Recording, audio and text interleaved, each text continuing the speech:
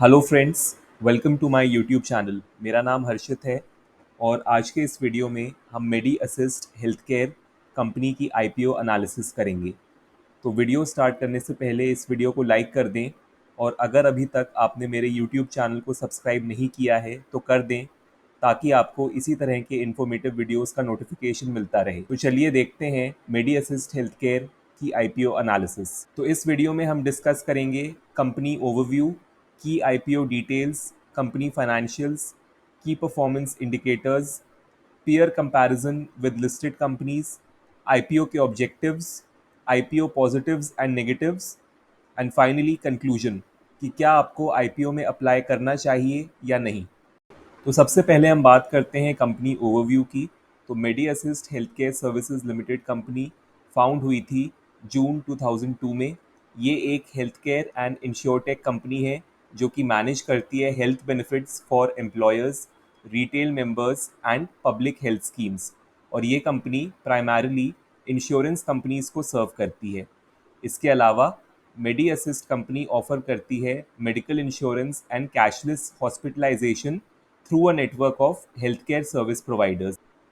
Company act करती है as a mediator between point A health insurance companies and their insured members, point B insurance companies and health care providers such as hospital, and point C the government and beneficiaries of public health schemes. As of March 2023 company ने partner किया हुआ है with 36 insurance companies in India and across the world. Also as of March 23 company ने एक health care network establish किया हुआ है across India with more than 14,000 hospitals in 967 cities and towns in 32 states of India. During financial year 2023 company ने 5.27 million claims settle किए, जिसमें 2.44 million in patient claims थे और 2.83 मिलियन आउट पेशेंट क्लेम्स थे। अब हम बात करते हैं की आईपीओ डिटेल्स की। तो जो आईपीओ की डेट है वो है 15 जैन टू 17 जैन। इसका मतलब है कि आप आईपीओ में 15 और 17 जैन के बीच में अप्लाई कर सकते हैं। जो आईपीओ का प्राइस बैंड है वो ₹397 टू ₹418 पर शेयर है।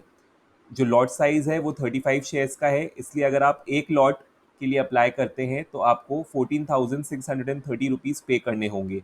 रिटेल इन्वेस्टर्स मैक्सिमम 13 लॉट्स के लिए बिड कर सकते हैं। जो इशू साइज़ है वो लगभग 1170 करोड़ रुपीज़ है। इशू टाइप जो है ये ऑफर फॉर सेल है। इसका मतलब होता है कि जो प्रमोटर्स हैं कंपनी के वो अपने शेयर सेल करेंगे, and offer for sale 1170 crore rupees का है। जो अलॉटमेंट डेट है वो 18 जनवरी है। रिफंड डेट इन केस आपको अलॉटमेंट नहीं मिलता है तो 19 जनवरी को आपके पैसे रिफंड कर दिए जाएंगे। Credit of shares to demat account, अगर आपको अलॉटमेंट हो जाता है तो 19 जैन को शेयर्स आपके अकाउंट में क्रेडिट कर दिए जाएंगे। लिस्टिंग डेट 22 जनवरी है, मतलब कंपनी के शेयर्स 22 जनवरी को शेयर मार्केट पे ट्रेड करने लगेंगे। एंड फाइनली जो लिस्टिंग होगी वो बॉम्बे स्टॉक एक्सचेंज और नेशनल स्टॉक एक्सचेंज दोनों पे ही होगी। अब हम बात करते हैं कंपनी की फाइनेंशियल इन्फॉर्मेशन की। तो जैसा कि आप देख सकते हैं कि यहाँ पे हमने 3 साल का डेटा लिया है, FY 2021, FY 2022 एंड FY 2023। तो सबसे पहले हम बात करते हैं कंपनी के एसेट्स की। तो कंपनी के एसेट्स कंसिस्टेंटली इंक्रीज हुए हैं। इंक्रीज इन एसेट्स एक पॉजिटिव सिग्नल है जो कि हमें बताता है कि कंपनी अपने ऑपरेशंस में इन्वेस्ट कर रही है और अपने एसेट बेस को एक्सपैंड कर रही है। कंपनी के रेवेन्यूज़ भी कंसिस्टेंटली इंक्रीज हुए हैं जो कि अगेन बिजनेस के लिए एक पॉजिटिव साइन है। अगर बात करें कंपनी के प्रॉफिट आफ्टर टैक्स की, तो प्रॉफिट आफ्टर टैक्स भी कंपनी का कंटिन्यूसली इंक्रीज हुआ है जो कि एक पॉजिटिव सिग्नल है और ये दिखाता है efficient cost management, enhanced operational efficiency and successful business strategies. अगर बात करें कंपनी की नेटवर्थ की, तो नेटवर्थ भी कंपनी की कंटिन्यूसली इंक्रीज हुई है जो कि एक पॉजिटिव ट्रेंड दिखाती है in the financial health of the company. Finally अगर बात करें कंपनी के रिजर्व्स एंड सरप्लस की, तो कंपनी के रिजर्व्स एंड सरप्लस भी कंटिन्यूसली इंक्रीज हुए हैं जो कि दिखाते हैं कि कंपनी अपने प्रॉफिट्स को री इन्वेस्ट कर रही है बिजनेस में फॉर फ्यूचर ग्रोथ। अब बात करते हैं कंपनी के की परफॉर्मेंस इंडिकेटर्स की। तो कंपनी का मार्केट कैपिटलाइजेशन लगभग 2878 करोड़ रुपीज़ है। कंपनी के केपीआईज की बात करते हैं तो कंपनी का आरओसीई यानी कि रिटर्न ऑन कैपिटल एम्प्लॉयड लगभग 25% है। कंपनी का रिटर्न ऑन नेटवर्थ लगभग 20% है। अगर कंपनी के ईपीएस यानी कि अर्निंग पर शेयर की बात करें तो प्री आईपीओ कंपनी का जो ईपीएस है वो ₹11 के करीब है और पोस्ट आईपीओ ₹13 के करीब है। अगर कंपनी के पीई रेशियो की बात करें तो प्री आईपीओ 38 और पोस्ट आईपीओ लगभग 32 है। तो कंपनी का पीई रेशियो थोड़ा ज़्यादा है जो कि एक नेगेटिव पॉइंट है।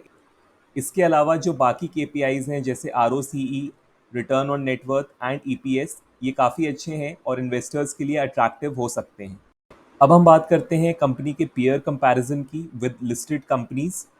तो अभी तक ऐसी कोई लिस्टेड कंपनीज नहीं है इंडिया में जो कि एंगेज्ड हैं in a business which is similar to Medi Assist health care private limited. इसलिए ये पॉसिबल नहीं है कि हम एक इंडस्ट्री कंपैरिजन प्रोवाइड कर पाएँ in relation to Medi Assist health care private limited. अब हम बात करते हैं आईपीओ ऑब्जेक्टिव की कि कंपनी आईपीओ के थ्रू क्यों पैसे रेज करना चाहती है। तो पहला जो ऑब्जेक्टिव है वो ये है कि कंपनी बेनिफिट्स अचीव करना चाहती है of listing it's equity shares on the Indian stock exchange.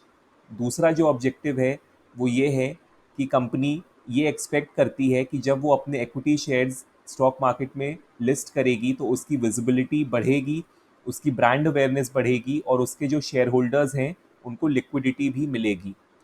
तीसरा जो ऑब्जेक्टिव है वो ये है कि आईपीओ के थ्रू जो भी पैसा कंपनी रेस करेगी वो पूरा का पूरा उन शेयर होल्डर्स को जाएगा जो अपने शेयर्स सेल कर रहे हैं, क्योंकि ये एक ऑफर फॉर सेल आईपीओ है और फ्रेश इशू नहीं है। इसका मतलब ये है कि इस आईपीओ में एग्जिस्टिंग जो शेयर होल्डर्स हैं वो अपने शेयर सेल करेंगे और नए शेयर्स इशू नहीं होंगे। अब हम बात करते हैं आईपीओ के पॉजिटिव एंड नेगेटिव पॉइंट्स की। तो पहले पॉजिटिव पॉइंट्स की बात कर लेते हैं। तो कंपनी जो है it holds the title of India's leading health benefit administrator for retail and group schemes based on revenues and premiums. दूसरा जो पॉजिटिव पॉइंट है वो ये है कि कंपनी का जो इंफ्रास्ट्रक्चर है वो स्केलेबल है और टेक्नोलॉजी एनेबल्ड है। तीसरा जो पॉजिटिव पॉइंट है वो ये है कि कंपनी ने एक एक्सटेंसिव नेटवर्क सेटअप किया हुआ है हेल्थ केयर प्रोवाइडर्स का थ्रू आउट इंडिया। और जो चौथा पॉजिटिव पॉइंट है वो ये है कि कंपनी ने लॉन्ग लास्टिंग कनेक्शंस बिल्ड किए हुए हैं with insurance companies in India.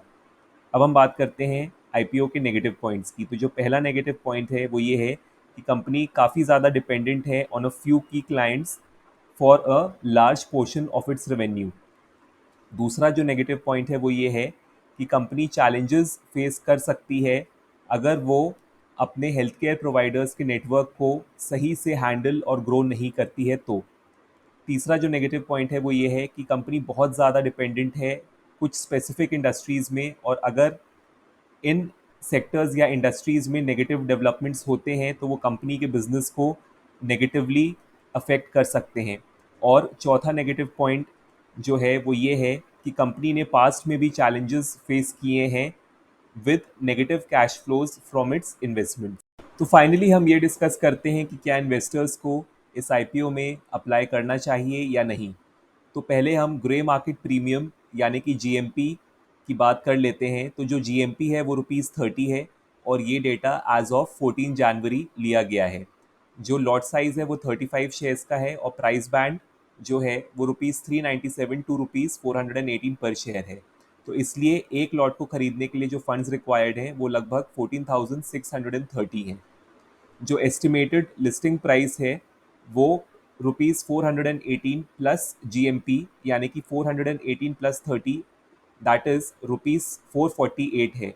इसलिए जो एक्सपेक्टेड लिस्टिंग गेन्स एक लॉट पे हैं वो 35 इंटू 30 यानी कि ₹1050 है।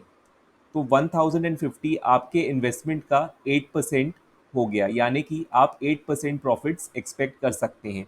अब क्योंकि रिटेल इन्वेस्टर्स मैक्सिमम 13 लॉट के लिए अप्लाई कर सकते हैं, इसलिए अगर आप 13 लॉट के लिए अप्लाई करते हैं तो जो आपका एक्सपेक्टेड लिस्टिंग गेन होगा on 13 lots that will be ₹1050 into 13 मतलब ₹13,650।